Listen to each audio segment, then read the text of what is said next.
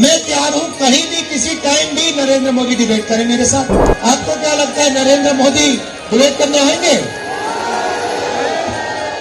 नहीं आ सकते हैं। पहला सवाल मैं उनसे पूछूंगा, नरेंद्र मोदी जी आप मुझे बताइए,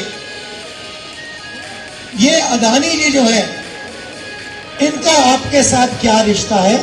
इसी में नरेंद्र मोदी फंस जाएंगे। 2-3 इंटेलेक्चुअल्स ने, पत्रकारों ने मुझे चिट्ठी लिखी, पब्लिक अनाउंसमेंट किया और नरेंद्र मोदी जी को चिट्ठी लिखी और कहा कि नरेंद्र मोदी जी, लोकतंत्र में डिबेट होना चाहिए, डिबेट जरूरी है, आपको राहुल गांधी के साथ डिबेट करना चाहिए।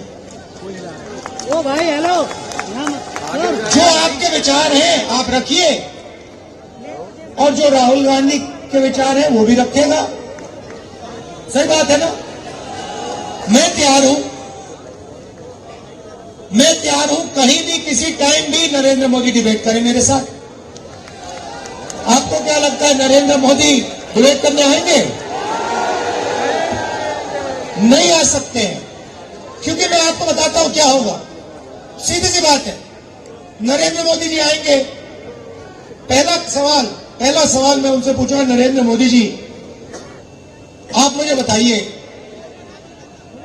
ये अदानी जी जो है इनका आपके साथ क्या रिश्ता है?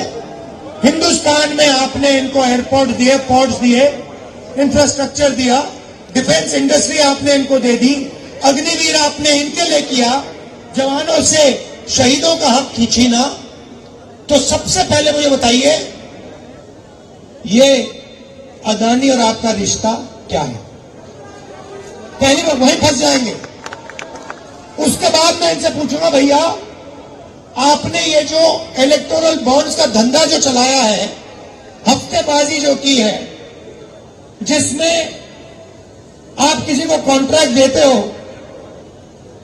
और कुछ ही दिन बाद वो उस कॉन्ट्रैक्ट के लिए आपको बीजेपी को पैसा देता है, या फिर सीबीआई ईडी आप उस पर डाल देते हो और फिर उसके बाद वो आपको पैसे देते हैं और फिर सीबीआई का केस, ईडी का केस खत्म हो जाता है।